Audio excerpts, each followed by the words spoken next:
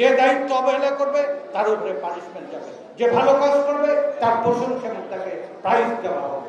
এখানে কোনো মলম পাখি থাকবে না, এখানে কোনো চাঁদা ছিনতাইকারী থাকবে না, এখানে অতিরিক্ত টিকিট আদায় হবে না, কালোবাজারি হবে না, মহিলা যাত্রীদের বিশেষ করে কোনো হয়রানি করা হবে না। 18 মাস 17 মাস ইন্টেরিয়াম সরকার, তাদের তো কোনো দল ছিল না, কিন্তু তাদের এই সময়ে আমরা কোনো ধরনের অরাজকতা এখানে চলতে দেয়নি।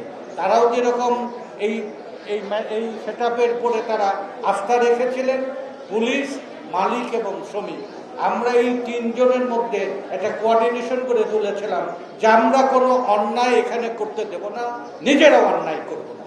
প্রথম নিজেরা অন্যায় করব না, আমরা এখানে অন্যায় কোনো করতে দেব না, এই বিষয়ে আমরা একমত হয়েছিলাম। তাহলে আমাদের এই একমতটা মাঠ পর্যায়ে কিভাবে আমরা ছড়িয়ে দিতে পারি, সবাইকে সম্পৃক্ত করতে পারি। Vision QLED Google TV, where colors come alive. এই সম্পৃক্ত করতে পেরেছিলাম এই মোটিভেশন সবার মাধ্যমে।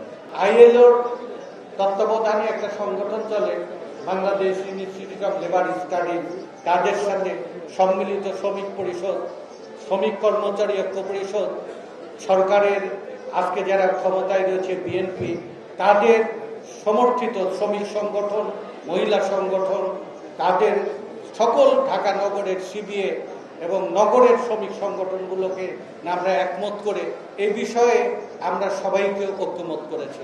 এরপরে রাস্তাঘাটগুলো, যেমন এখানে ট্রাফিক কমিশনার সাহেব আমার নলেজে নিয়ে আসলেন, এই মিরপুর মাজার রোড এক সাইড ভাঙা, এক সাইডের কাজ হচ্ছে। এই কাজ হওয়ার জন্য গোটা রাস্তা দুই সাইড দিয়ে একটা বড় যানজট তৈরি করেছে। তারপরে ঢাকা থেকে বের হয়ে যাওয়ার জন্য বেশ কিছু আশুলিয়া দিয়ে যে রাস্তাগুলো আপনার ফ্লাইওভার হচ্ছে, সেখানে নিচে অনেক ন্যারো হয়ে গেছে, অনেক জায়গায় কাজ করা দরকার।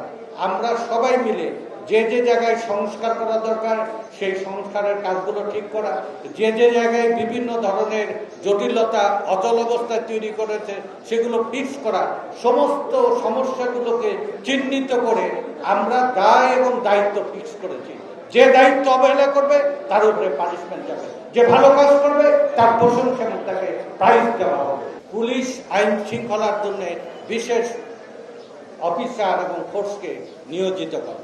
যোগাযোগ মন্ত্রী অপেক্ষা করছে, আমরা এখান থেকে যাওয়ার পর আমরা আজকে 3টে টার্মিনালে আমরা ফুলবাড়িয়া, গুলিস্তান এবং সাইদাবাদ, আগামী কালকে সংসদ অধিবেশন বসবে, তারপরের দিন অথবা তারপরের দিন আমরা গাবতলী টার্মিনাল পরিদর্শন করা হবে।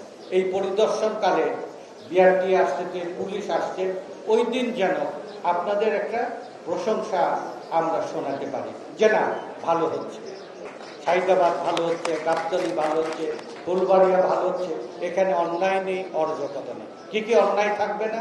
এখানে কোনো মলম পাখি থাকবে না, এখানে কোনো এই চাঁদা ছিনতাইকারী থাকবে না, এখানে অতিরিক্ত টিকিট আদায় হবে না, কালোবাজারি হবে না, মহিলা যাত্রীদের বিশেষ করে কোনো হয়রানি করা হবে না।